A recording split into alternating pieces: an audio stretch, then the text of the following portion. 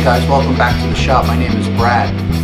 Welcome to another edition of Updates from the Underground.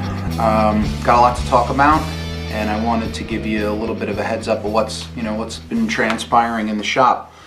So first off, you might have seen on Facebook, I had a series of pictures of a new motor that I got for the lathe, and a little history on that. My old motor was a single phase 220 1 horsepower motor.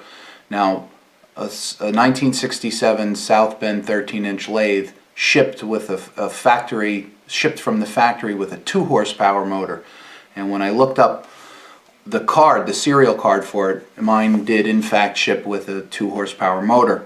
But the previous owner, or one of the previous owners, I don't know exactly how many there were, swapped it out and put a 1 horsepower motor. So that was making a lot of noise. The bearings were shot, and coupled with the fact that it was running on half the factory spec'd power, I decided to get a new motor for it.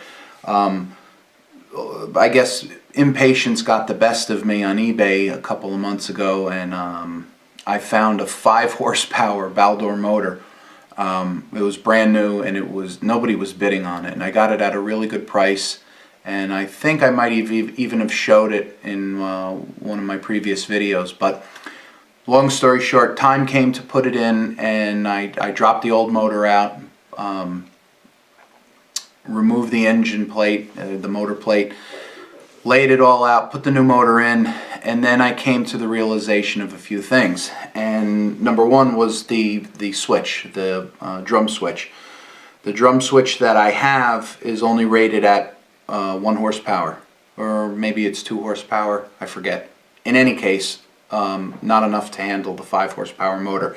And I gotta thank Stan for that. He's the one who brought that to my attention. He was like, do you have the right switch for it? And he kind of guided me through the whole process. And yeah, so the motor's too big. I'm putting it up for sale. It's up for sale right now on the Facebook buy, sell, trade page.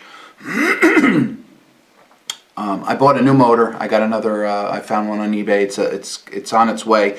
It's another Baldor 2 horsepower 3-phase this time. So I'm going to go 3-phase, the VFD route. Just going to finally get it done. So I'll have the speed control there, and the smoothness and the quiet operation of a 3-phase motor, and brand new. So got that coming. So I was going to release a video for that. I had a lot of footage on it, and then it kind of just got shelved. So I'm going to reshoot the footage on that and show the whole process of installing the motor and when working up the VFD on that. So that's coming up. Okay. Stefan, everybody knows Stefan, guy from Germany, makes neat little interesting things. He released a series of videos making sign bars, and doing the sign bars he showcased his shaper. And excuse me, trying to fight off a cold here. We all know the power of video and the power of influence here, and I always wanted a shaper, and I was kind of drawn to some of Stefan's videos, and that spiraled into watching other people's videos, other shaper videos. Kilroy's, and Adam has a video with a shaper, and needless to say, I got it in my head that I wanted a shaper, and I found one that was pretty close by in driving distance. It was a South Bend shaper, full, complete. But the asking price was a little on the high side, so I threw out an offer, and the owner returned with the let's see how the ad runs, and if it doesn't sell, then we'll talk a deal. So needless to say, the shaper didn't sell. I got in touch with the owner, and we worked out a good price. I went out and I picked it up, and I now have a shaper, a South Bend shaper. Interestingly enough, and I'll get to this, but there was another estate sale. One of the guys on the Facebook or the YouTube machining Facebook page commented on the picture that I posted about the shaper and said, "Hey, would you like another shaper?" And I kind of laughed and I said, "Listen, I mean, of course I would love another shaper, right? If I could get it at a ridiculously good price, because I just bought one." So, you know, we kind of went back and forth, and you know, this again, I'll get to this later in the video, but I wound up buying another shaper at a good price. I was swapping one of the parts off of the latest shaper. It's a side-mounted switch, and I was, you know, I wanted to put it on the original one that I got, and I accidentally removed two wrong screws. And these are the screws for the that mount the oil pump in the first shaper that I got. So I heard the oil pump kind of flump. It slumped and went down inside the sump, and I realized what I'd done.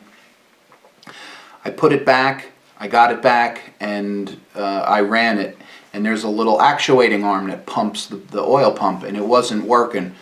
And I thought, oh man, I messed something up. So I started to take the shaper apart to kind of get back to this little lever. And you know how that goes. You know, you kind of you go deeper down the rabbit hole, and before you know it, you're sitting in front of a pile of nuts and bolts.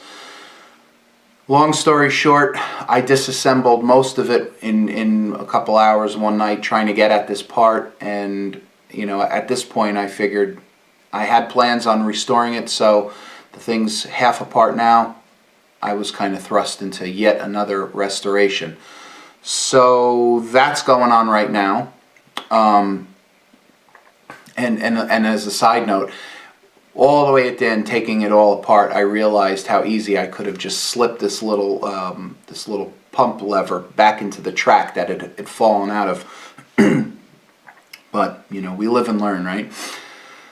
So I'm going to show you that. I'll show you the shape, you know, the shapers, and I'll talk a little bit about the estate sale now. So like I said, one of the members on the machining YouTube page contacted me about the shaper and told me that he was kind of heading up and helping run an estate sale.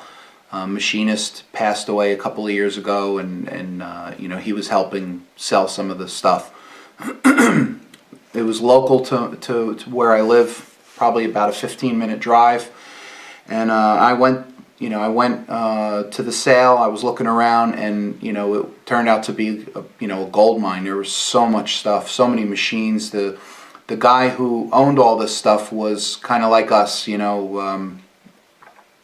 a hobbyist. I think a little bit, maybe somewhat of a pro, professional tradesman, machinist. I don't know, but I know he had a ton of stuff. He had a lot of tools. He had a lot of machines that he was restoring. And he had good taste in tools. I will say that. So I brought some money, and I got some decent finds that I'd like to share with you. Now, I probably mentioned in the last video that back in December I went to go see Stan. I visited Stan at his shop, and I wound up, you know, getting to measure some stuff on his Standrich plate. And I wound up ordering a plate myself when I'd gotten back. So this was over the Christmas holiday, and my plate came. That's where I'm actually sitting at right now. I got the same plate Stan did. It's a 2 foot by 3 foot, grade A tool room. I guess that's inspection grade, not double A, but single A.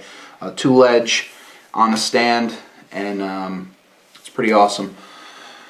I also got a furnace for hardening small tools that Stan does his squares in. I picked up one of those too. So I'd like to show you all that. I'll show you what the shaper looks like in its many parts that it's in right now, and let you know that, you know, those videos are actually going to be coming. The video on the shaper restoration, and I also did want to mention the South Bend pedestal grinder. That's still going on. I got some comments. You know, some of the subscribers are asking, you know, when are we going to see part 2? And it's just, one of those things that drags on. It's a lot of parts, strip and paint, and I think for the restoration videos, nobody wants to see, here, this is how I strip paint, this is how I scrub apart. I think, explaining what I'm doing is helpful, and seeing the before and afters is really, what everyone seems to like. So that's kind of the way I'm going to frame it. The first part of that series was just me stripping paint, and I don't know, I'll try to combine a little bit of both angles in there to give somewhat of a perspective of it. All right, so let's show you some of the findings from the estate sale and some of the other tools that we got. All right, well, here's the plate. It's a Standards granite, obviously, by the name. 2 foot by 3 foot, 4 inches thick with 2 ledges here, so you could clamp down and hold different things. I got the Standards gauge block. I got this last summer, so now it has a companion, and it's such a tremendous amount of space, going from an 18 by 24 inch. So now I feel like I got like a desk and a lot of space to work on. And if there's anybody out there who's thinking about getting a plate, I strongly suggest going with Standards. Obviously the product is great, but their customer service is really good. The delivery was, the actual delivery quote that they gave me turned out to be, it turned out to be a little bit cheaper, and they called me and they said, we're refunding you $100 because we misquoted you. It was a little bit cheaper, so we were not misquoted you, but we were able to get the shipping down a little bit. So to me that speaks volumes. Everything came perfect, there was no damage or nothing, so it was just a great experience. And it's kind of like in the little YouTube family here, we all seem to be Standards granite people. So that's the new plate. Alright, so here's the first thing that I got at the estate sale. This is a Troik model R9 rotary table, and it's in great shape. I mean, real great shape. Super smooth, just like the Bridgeport table. Almost, dare I say, better quality.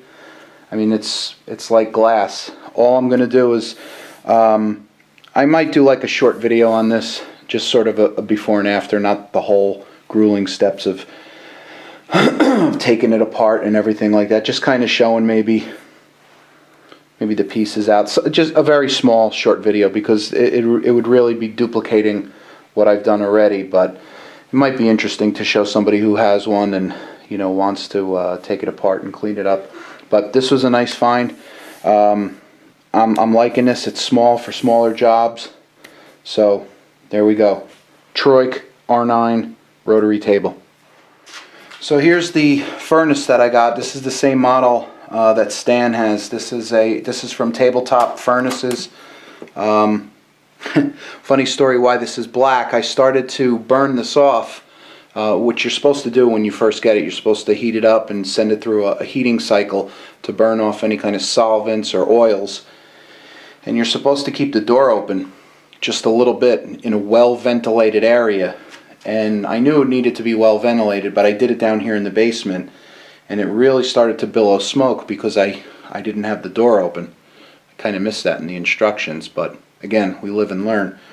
So I'm going to finish the burn cycle. I'm going to, burn off all the solvents and stuff like that, maybe later today. But these are really good. And you could harden little punches, squares if you're making them, whatever, drill bits, things that got messed up, tool bits if you're going to make your own cutting bits and whatnot. Very good to have, and it's definitely going to come in handy very soon. Okay, the next piece here is a cylinder square, magnetic cylinder square. Okay, from the AA Gauge Company. These are invaluable.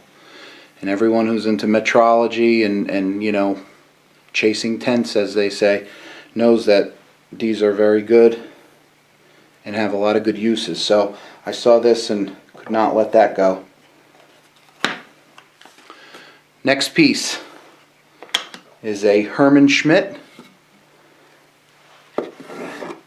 magnetic chuck, 6x6 magnetic chuck,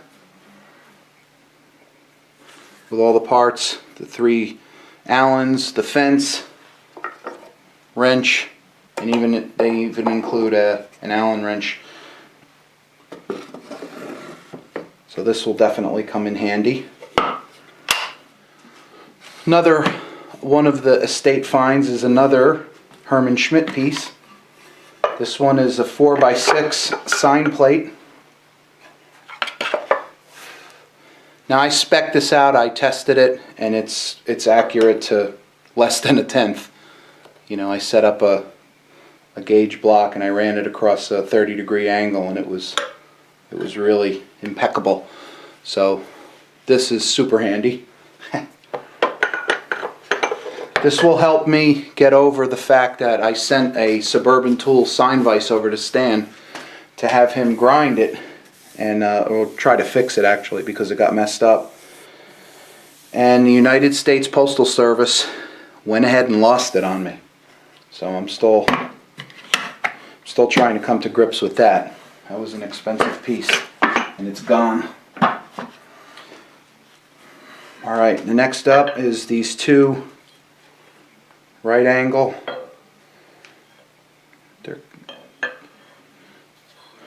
This one here is scraped. You can see the scraping on it.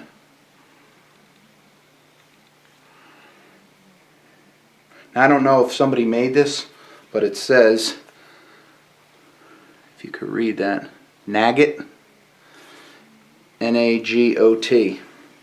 I never heard of it. If that's a tool maker, then it is, but I've never heard of it. This one kind of looks factory made. It's got a serial number of N023. But you know, right angle blocks, you could never have enough of these.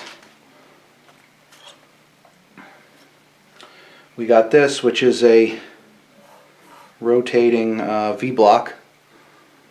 You know, you tighten it up right here. This will lock it into place. It was missing the straps, but I think I'm going to go back and do a little bit more shopping, because there's so much stuff at this estate sale, and I'm going to go back and take a look. You know, give myself a little bit more time, see if I could find that. This little vise here was not from the estate sale, but this came in the first shaper in the drawer from the first shaper that I got. So this is kind of a neat little thing. It says C. Rosen, so it might be made by the person who owned the shaper. Maybe a student, I don't know. Nice little vise though. Got this little, looks like a 4x6 lapping plate.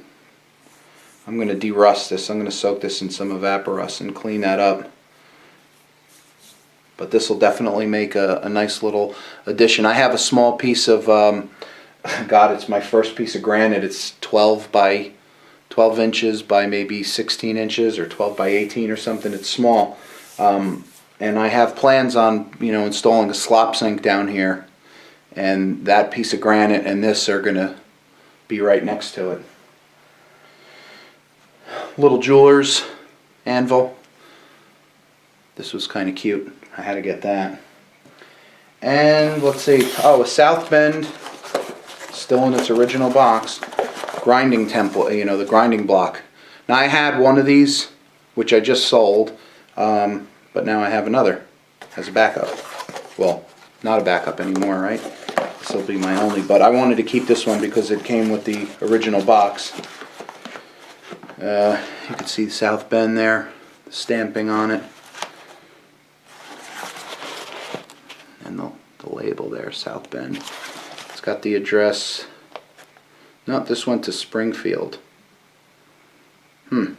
Interesting. The history. Another item I picked up at the estate sale was this Connolly book, Machine Tool Reconditioning. It's really the Bible of scraping. It looks like it's in brand new condition.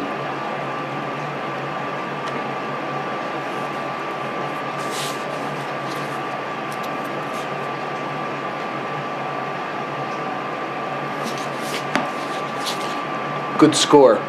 I think a lot of us all have plans on learning how to scrape one day, and I guess I'm no different.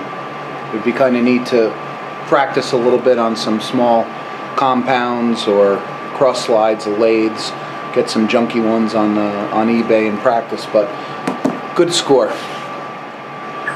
Got a Suburban Tool I-beam, 4x6, in nice shape. There's a little surface rust on the insides here, but for the most part we got a couple of specks here. I'll probably soak this in Evaporust and clean it up. You know, this is a high precision tool. Definitely want to clean that guy up. And I got another set of magnetic transfer blocks. Can never have enough of these. Carve them up, use them for different, you know, work holding applications. Yeah, I got 3 sets now. One of the other things that I got recently was this Harbor Freight 20-ton shop press. What can you say about them? They're inexpensive and they're worth every penny that you pay for them. I think with the 20% off coupon, it was maybe 139 bucks. You know, I needed something with a little bit more depth than my Dake Arbor press has, and I couldn't broach things, so I got this press and got some casters for it, and you know, I can move it around the shop wherever I need to go with it. So great little purchase. All right, so we're gonna go handheld, but here you go. This is all the parts. They've been purple powered and sectioned off and segregated into like parts. The next phase with this will be to derust them and then to buff them on the buffer, get them shined up. Here's some parts that need to be paint stripped, and we'll go over here to the cabinet. There's the cabinet. I'm sure some of you have seen the video on Facebook of this thing running. Well, here's the first run of the South Bend shaper down in the basement. It's quiet, real quiet, runs smooth.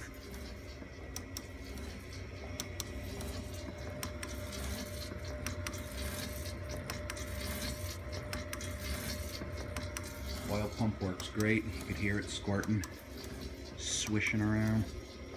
So I'm happy. So she'll sit here until I'm ready to restore it. Here's the body of it, separated from the base. We got the motor there, and inside is, you'll see the, I don't know if you can see it, probably not, but the pump, the oil pump is hanging out. Now the other shaper's upstairs in the garage, but obviously that's from the other shaper, the color of it. Normal South Bend gray.